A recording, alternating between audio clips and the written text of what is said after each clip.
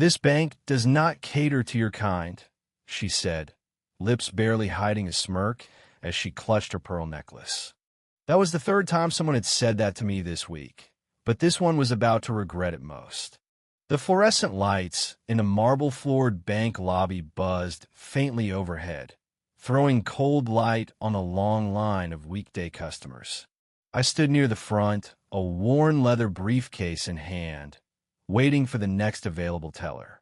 It was a Tuesday in downtown Chicago, bitterly cold outside, but not nearly as icy as the look the bank manager had just shot me. She was in her 50s, maybe older, with skin like starch paper and a haircut that hadn't changed since the Reagan administration. Her name tag read Elaine Fitting somehow. Her mouth pinched tight as I approached the counter. "Excuse me," I said. "I have an appointment with Mr. Carter regarding a business account transfer." Her eyes scanned me, head to toe, with surgical disdain. Navy wool overcoat, polished shoes, clean-shaven. Still not enough. "I'm sorry," she interrupted, her voice brittle, "but we don't handle those types of services without prior verification. Do you even have an account with us?" "I do," I said calmly. "Several, actually. I emailed yesterday." "Yes, well, we get a lot of walk-ins." Her voice dipped on the word. "Why don't you try one of our community branches? Southside or Bronzeville. They might have more time for unconventional requests." The room was quiet enough to hear her condescension echo. A middle-aged man in a Burberry trench coat behind me shifted uncomfortably. The teller next to her kept typing, pretending not to notice. I took a slow breath. She didn't recognize me, which was surprising, but not unheard of. Not every branch got the memo. "I believe," I said, placing my briefcase gently on the counter, "Mr. Carter will be expecting me. But perhaps I should introduce myself first." She sighed dramatically, reaching for the phone. "Sir, if you don't leave now, I'll have to call Secure." "Call who you need to," I said quietly. "But while you're at it, tell them Malik Devereaux, the new executive owner of Midwest Holdings, is here to review this branch's quarterly performance and your conduct." The air left her face like a popped balloon. Her hand hovered mid-air, phone forgotten. Her eyes went wide, blinking in disbelief. "You're you. That's not possible." I opened the briefcase. Inside, acquisition documents stamped and signed. My name, my photo, my position. It was real. I was real. The silence turned electric. People glanced up from their phones. The other tellers froze. A security guard near the back straightened up, suddenly unsure of what to do. Elaine's mouth opened, then closed. Then opened again. "I didn't know," she stammered. "You should have said something." "I tried," I said. "You didn't listen." The moment stretched. I could feel the heat rise in her cheeks, the way her fingers tightened against the counter. It wasn't just embarrassment. It was fear, not of me, but of the power she assumed I couldn't possibly have. "I'll get Mr. Carter immediately," she said, suddenly deferential. "Please, Mr. Devereaux, right this way." But I didn't move. "No," I said. "I'll wait right here, in this lobby, like every other customer you dismissed today who looked like me." The line behind me stood silent, caught between awkwardness and awe. A young black woman near the back smiled, just barely. The man in the Burberry coat lowered his eyes. Elaine flushed again, but she nodded and retreated, her heels clicking furiously on the polished tile. This wasn't the first time I'd been underestimated. It wasn't the first time a white face saw my skin and made assumptions. But it was the first time I'd had the means and the legal authority to flip the script in such a public, undeniable way. I didn't always have that power. 10 years ago, I was bagging groceries on 79th and Cottage Grove. Nobody asked for my ID back, then they just asked me to bag faster. I worked nights, then weekends, then spent 6 years crawling up the corporate ladder of a private equity firm where I was the only black man in a sea of khakis and receding hairlines. Every time I walked into a bank wearing anything less than a suit, they asked if I was delivering something. Every time I did wear a suit, they asked if I was lost. They stopped asking when I bought their banks. Mr. Carter came down in a flurry of panic and apologies. He was younger than I expected, 35, with the look of a man whose biggest crisis until today had been a missing spreadsheet. He extended his hand nervously. "Mr. Devereux, I am so sorry," he said. "Elaine's behavior is completely unacceptable. I take full responsibility. Please come with me." I shook his hand, but didn't move. "She's still standing over there," I said, nodding to where Elaine lingered near the employee break room. "If this was a test, she failed. I want her reassigned." He swallowed. "Of course. Immediately. Not to another branch," I added. "To training. Sensitivity, anti-bias, the full package. And I want reports." His eyes flicked to the watching customers. "Yes, sir." I followed him upstairs to the executive suite, where a catered lunch sat untouched in a glass meeting room. The room was sterile, all brushed metal and fake smiles. But my name was on the plaque now. I made sure of it. As I sat across from Carter and the other senior managers, reviewing policies, it occurred to me how long I had waited for this kind of justice. Not revenge justice. The difference was subtle, but it mattered. Because this wasn't just about me. It was about every kid in Englewood who got told they were too loud, or too poor, or too black to succeed. Every man who got followed in a store. Every woman who got told her credit wasn't good enough even when it was. Owning the bank wasn't the dream. Changing what the bank stood for was. And it started today. Downstairs, Elaine stood motionless behind her desk, silent as the security guard slowly walked over. For once, she wasn't the one doing the judging. I didn't smile. Not yet. There was still work to do.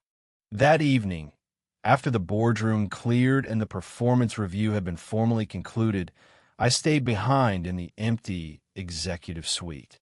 The windows stretched floor to ceiling, looking down on LaSalle Street as the last streaks of orange light faded behind the skyline. The city looked cold from up here. Clinical. Still, I pressed my fingers to the glass. How many times had I walked these same sidewalks below unseen? Just another black man moving through Chicago. Shoulders stiff, eyes down. Careful. Calculated. Now I stood 25 floors above that world, but it never really left me.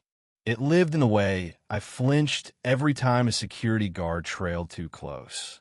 And how I memorized the names of the people who dismissed me. And how I still carried paper receipts, even though my watch could do everything. "Sir," I turned. One of the junior associates, young, white, mid-20s, name I couldn't remember, poked his head through the door. "Yes," I said. "I just wanted to say, that was badass. What you did today. The way you handled Elaine." I raised an eyebrow. "She was out of line," he added quickly. "And you kept your cool. My dad always says the real power is staying calm when they expect you to break." I didn't respond right away. Not because I disagreed, but because that wasn't power. Not really. That was survival. He lingered a little too long, like he was expecting a fist bump. I gave him a nod instead. He smiled awkwardly and disappeared.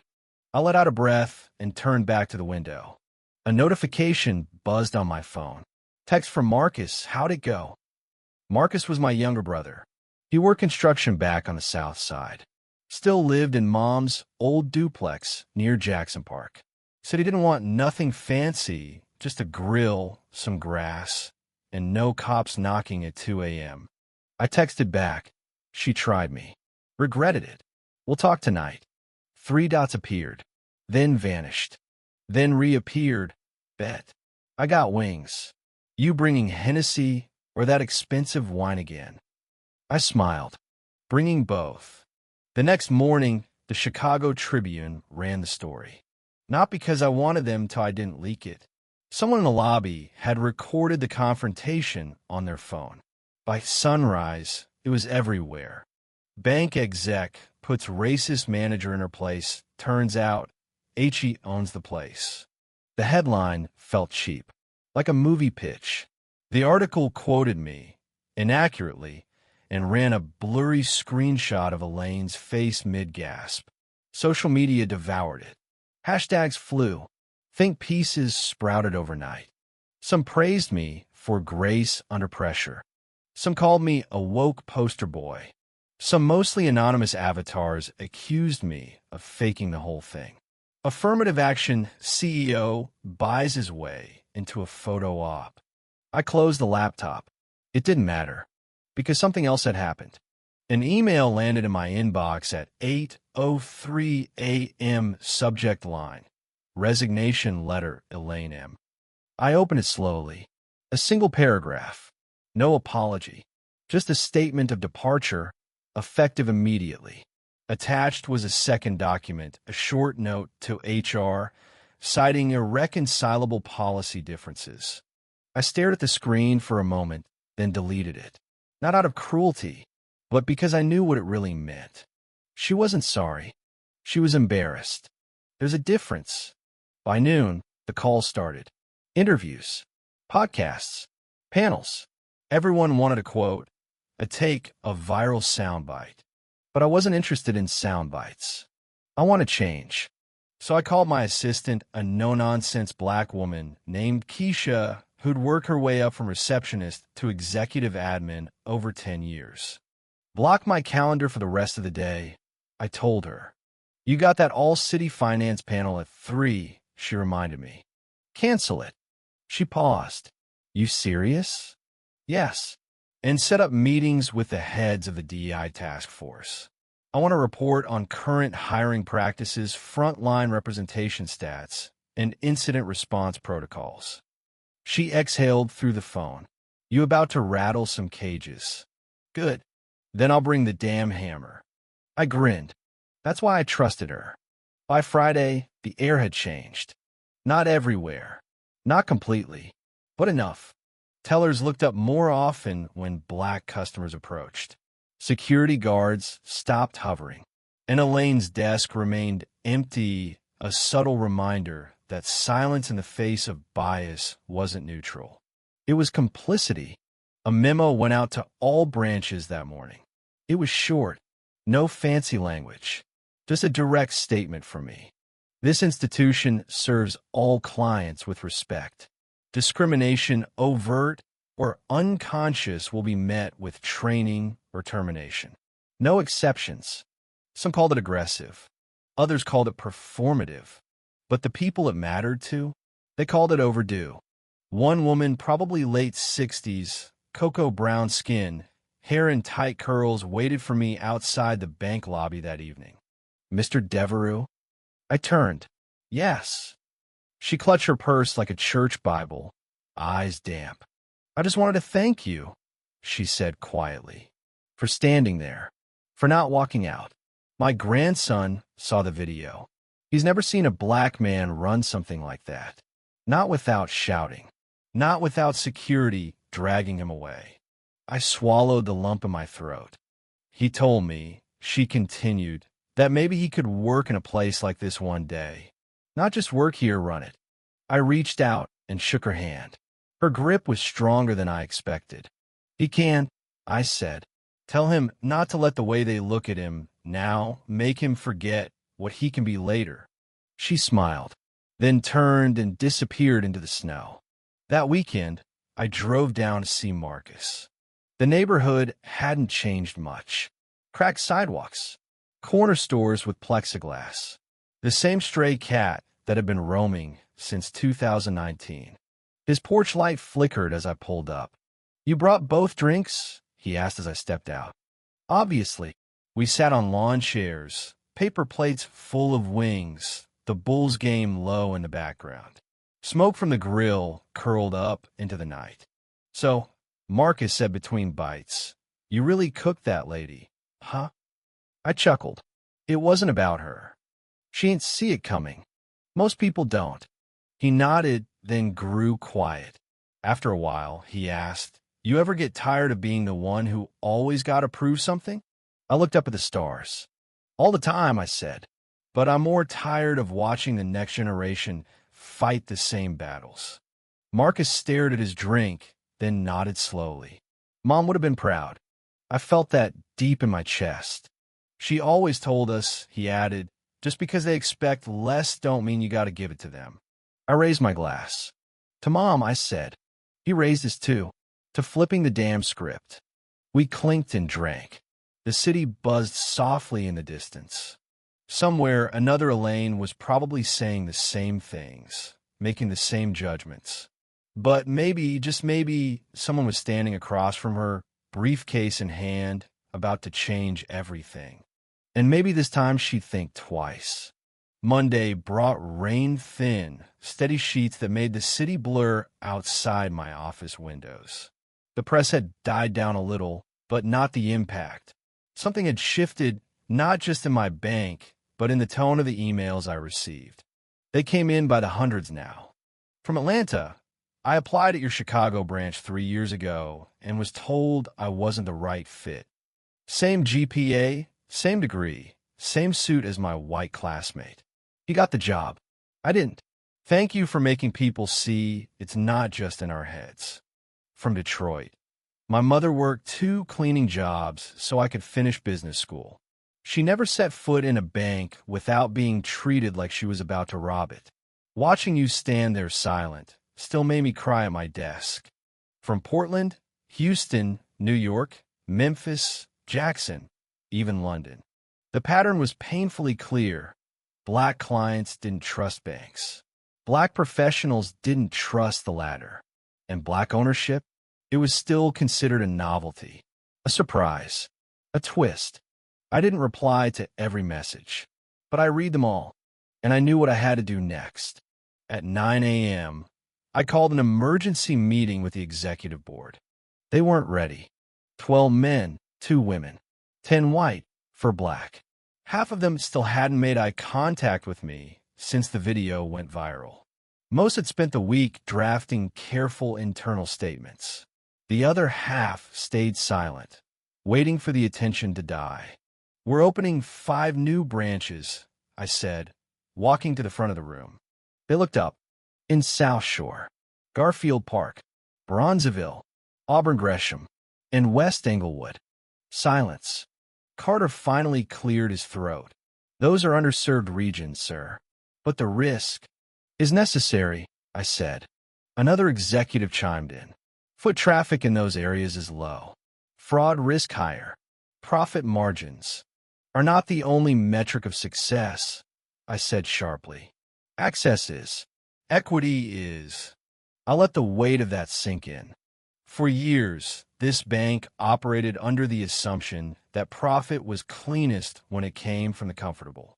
We focused on the north side, on suburban wealth, on who we believed could afford trust. I looked around the room. But that ends today. We don't just serve the rich. We serve the ignored. Keisha entered quietly and handed me a folder. These are the new branch plans. Community hiring initiatives. Financial literacy workshops. Mortgage reform. Grant programs for first-time Black and Latino homeowners. I expect these launched within the next 6 months. Some of the men shifted in their seats. But one started. But nothing, I said. We've had a reckoning. Either you're part of the rebuild or you're in the way. The room froze. And then slowly, heads nodded. The next day, I visited the South Shore personally. Not with a press team. No camera crews. Just me and Keisha, clipboard in hand, standing in front of a gutted old grocery store that would become our first new branch. The street was worn. Chain-link fences. A liquor store on every block. But the people, they looked alive. Eyes bright. Hungry. An older man in a Sox cap watched us from his porch. You building something here? He called out. Yes, sir, I said. A bank. He chuckled. Ain't seen one of those in years. Well, you're about to, I replied. A few kids on bikes slowed down. A teenage girl in a hoodie peeked through the boarded windows. Keisha turned to me. You think they'll trust us? Not at first, I admitted. But that's okay. They're used to people showing up for photos, not permanence. So what's the plan? I pointed to the girl, still standing nearby. She's the plan. We build it for her. For all the kids watching this block, right while banks build glass towers 10 miles north. Keisha nodded. Then we better make this one bulletproof. Financially and literally. I smiled. Let's get to work. By the time spring rolled in, the first branch had its walls up. We didn't just hire bankers. We hired neighbors. A former teacher as a teller. A retired firefighter managing security. A young black woman with a degree in finance rejected 3 times by downtown offices now overseeing client relations.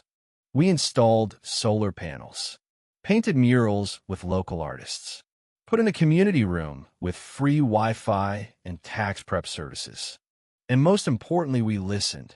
Clients didn't want jargon. They wanted honesty. They didn't trust contracts. They trusted faces. And they didn't want to feel small when they walked in. So we made the space theirs. I showed up every Friday unannounced. Sat with clients. Talked to teenagers. Brought donuts for staff. Not because it was a stunt. Because it was mine too. My name was on the deed, yes. But my heart was in the drywall. Then the pushback came. Not from the community. From a board. The numbers are soft, they said. We're not converting enough to savings accounts. There's a rise in first-time credit delinquencies. I looked at the report and saw what they couldn't. These aren't failures, I said. They're beginnings. You can't run a bank on sentiment. No, I said, but you can run a legacy on justice. They didn't like that. Whispers started. Anonymous leaks. Articles questioning my leadership. The term activist EO got tossed around like a slur. A journalist cornered me outside the West Englewood branch. Mr. Devereux, some investors say your focus on underserved communities is costing the bank. It's not costing us, I said. It's waking us. And if they pull funding, then we'll raise our own, I said. Because trust isn't a stock. It's earned. He blinked. You think that'll be enough? I think it'll be more than we've ever had. That week, I got a letter. Handwritten. No return address. Inside was a photo. A little black boy, maybe 7, standing in front of the South Shore branch, grinning wide with a piggy bank in hand. On the back, scrawled in pencil. He said he wants to run a bank someday, just like the man in the video. I stared at it for a long time, then placed it in a frame on my desk. Not every story ends clean. Some days were still hard. Racism didn't vanish because I signed a few forms.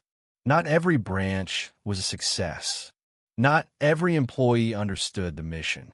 And yes, some investors left. But new ones came. Ones who believed. And slowly, the headlines changed. Not viral CEO. Not surprise owner. But bank rebuilds trust where others fled. And then one morning, as I walked into headquarters, Keisha stopped me.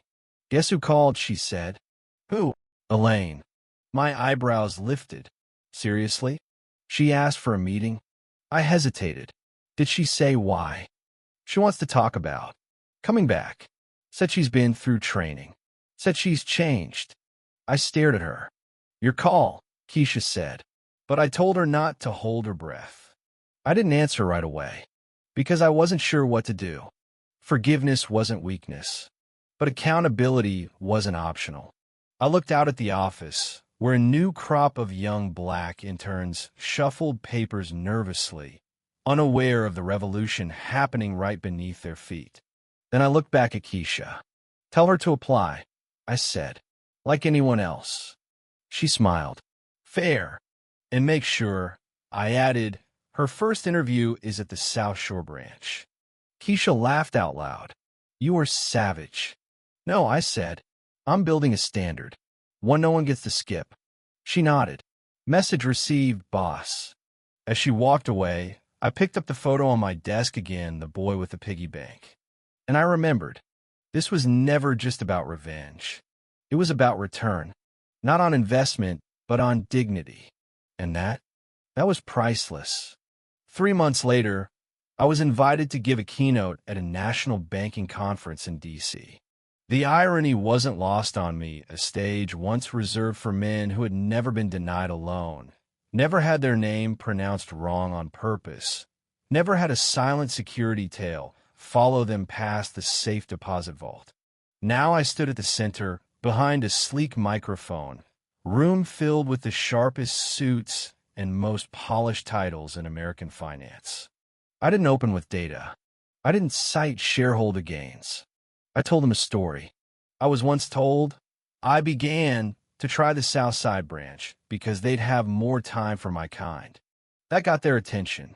I was called aggressive for asking questions, suspicious for carrying cash. I was denied basic courtesy because someone looked at my skin and saw a threat, not a client. The ballroom went still. And then, one day, I bought the bank. There was a pause. Then the soft hum of shifting in seats, uncomfortable, uncertain. I kept going. But ownership isn't the end goal. Equity is. Dignity is. The ability to walk into a building, not be seen as a problem, but a partner. I held up the photo of the boy with the piggy bank. He's why I'm here. Not for applause. Not for headlines. But for him. So that he doesn't need to own the bank just to be treated like he belongs in it.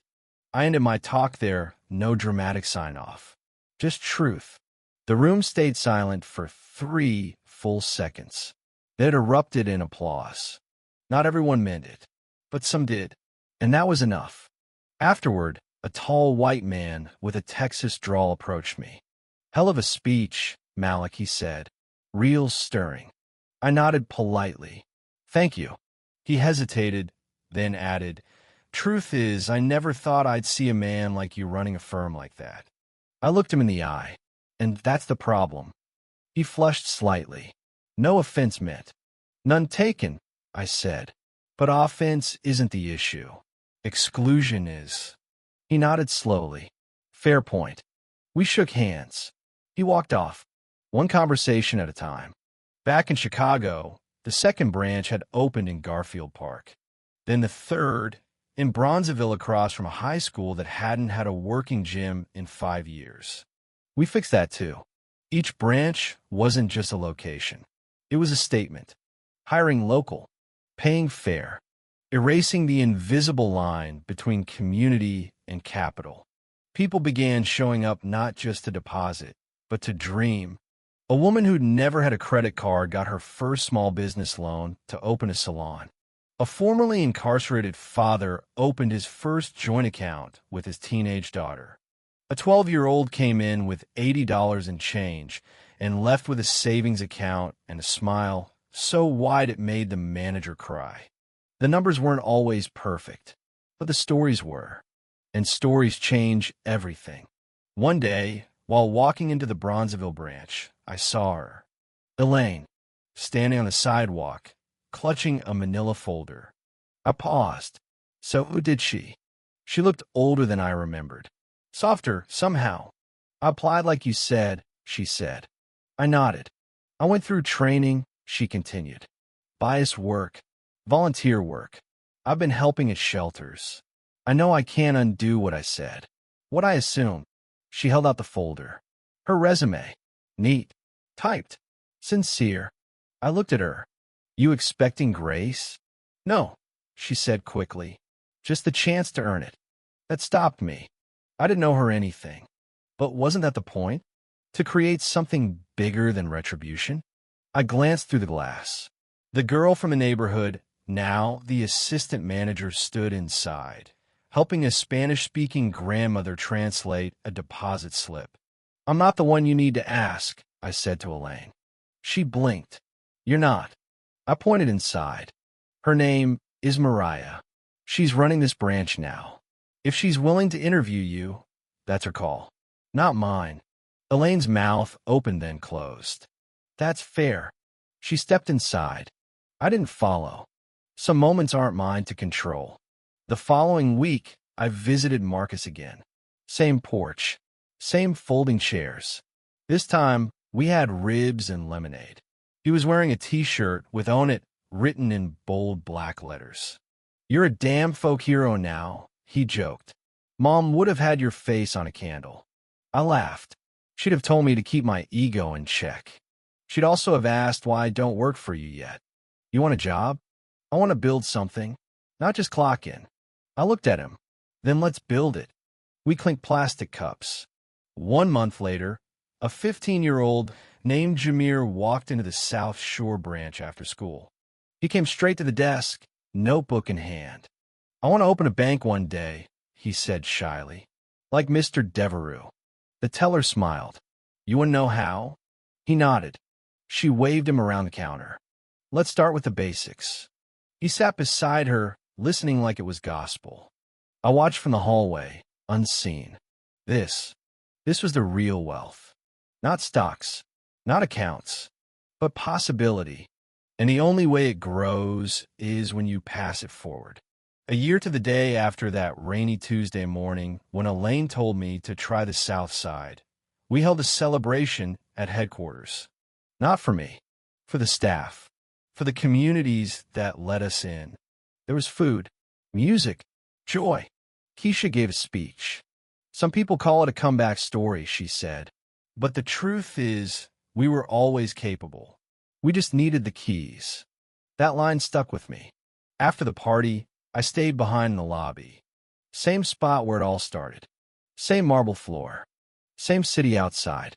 But everything had changed. People no longer looked at me with curiosity. They looked at me with recognition. And more importantly, they looked at each other differently, too. Elaine ended up getting the job. Not management. Not yet. But she worked reception at Bronzeville. Quiet. Respectful. Earnest. Mariah said she'd earned it. I believed her. Because redemption isn't guaranteed, but is possible. One evening, as the sun dipped low over the city, I sat by the window in my office, now framed by photos of staff, community murals, letters from kids. I thought about every room I'd walked into, head held high, while knowing I'd have to explain why I belonged. Every hallway where I kept my voice soft, so I wouldn't be labeled angry. Every meeting where my suggestions were repeated louder by someone paler.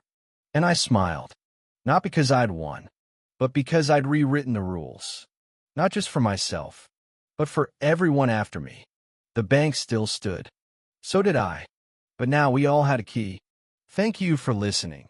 If you find it interesting, please like and subscribe to follow the next stories.